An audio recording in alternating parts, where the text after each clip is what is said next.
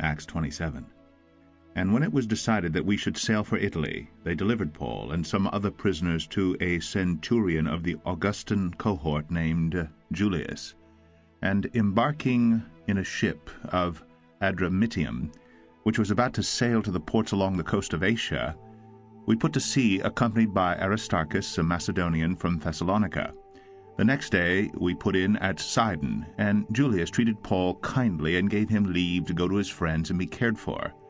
And putting out to sea from there, we sailed under the lee of Cyprus, because the winds were against us.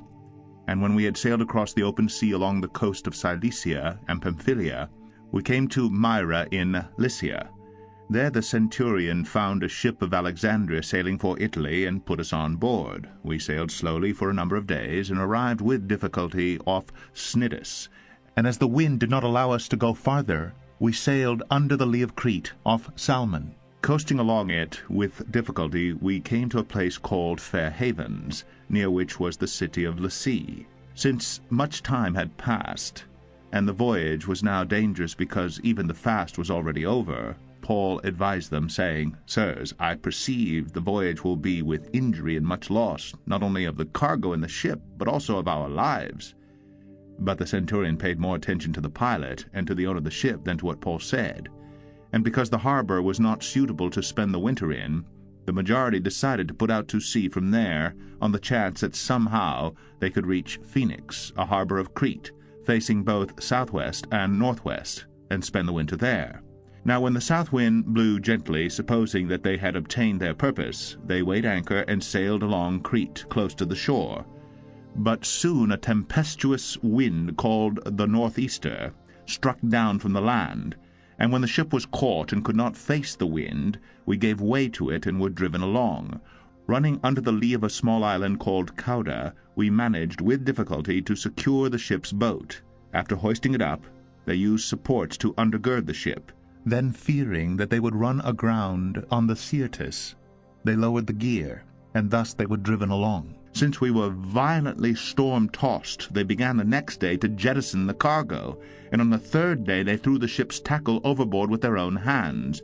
When neither sun nor stars appeared for many days, and no small tempest lay on us, all hope of our being saved was at last abandoned.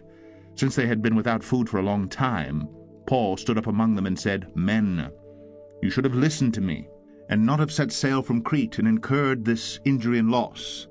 Yet now I urge you to take heart, for there will be no loss of life among you, but only of the ship. For this very night there stood before me an angel of the God to whom I belong and whom I worship, and he said, Do not be afraid, Paul. You must stand before Caesar, and behold, God has granted you all those who sail with you. So take heart, men, for I have faith in God that it will be exactly as I have been told. But we must run aground on some island. When the 14th night had come, as we were being driven across the Adriatic Sea, about midnight the sailors suspected that they were nearing land. So they took a sounding and found 20 fathoms. A little farther on they took a sounding again and found 15 fathoms. And fearing that we might run on the rocks, they let down 4 anchors from the stern and prayed for day to come. And as the sailors were seeking to escape from the ship and had lowered the ship's boat into the sea under pretense of laying out anchors from the bow, Paul said to the centurion and the soldiers, Unless these men stay in the ship, you cannot be saved. Then the soldiers cut away the ropes of the ship's boat and let it go. As day was about to dawn, Paul urged them all to take some food, saying, Today is the 14th day that you have continued in suspense and without food, having taken nothing. Therefore I urge you to take some food. It will give you strength, for not a hair is to perish from the head of any of you. And when he had said these things, he took bread, and giving thanks to God in the presence of all, he broke it and began to eat. Then they were all encouraged, and ate some food themselves. We were in all 276 persons in the ship. And when they had eaten enough, they lightened the ship, throwing out the wheat into the sea. Now when it was day, they did not recognize the land, but they noticed a bay with a beach, on which they planned, if possible, to run the ship ashore. So they cast off the anchors and left them in the sea, at the same time loosening the ropes that tied the rudders. Then, hoisting the foresail to the wind, they made for the beach.